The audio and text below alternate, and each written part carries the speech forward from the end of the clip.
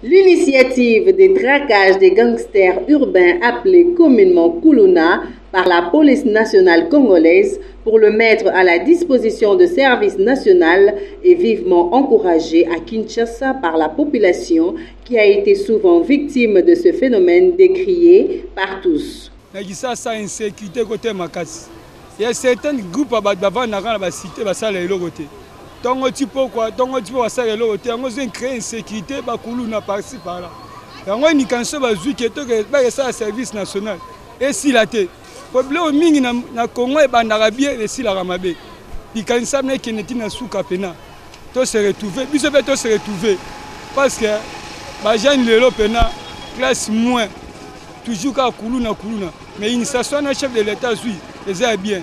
Na pesi bena coup de chapeau na président Félix Tshisekedi ndenge ya pesi initiation na po ba mema bango bakende ko sala ba misala bakende ko yikola ba misala bakende na partout na eza na ba ekafela na bangenga na bakanya makasese basala misala po lobi to lobokuna eza pe po na assurance ya vie na bango président ke bavandaka na nzela bano sa ba extorsion méchant pour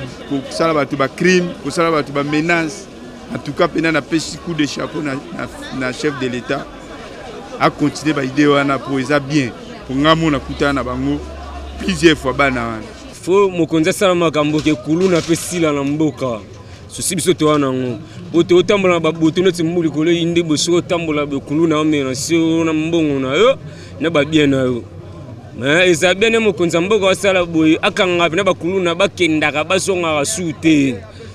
apesa bango peso esenga ke bakende bakoma basoda misika mboka basonga sute eza bien en plus pe ba inosa ba okanga mebele tango ba okanga bakuluna ba ke ba inosa pe bazali batama be pe bazali souci to wana oka yangwana. Parmi les missions attribuées au service national figure l'encadrement et la formation de jeunes désœuvreux.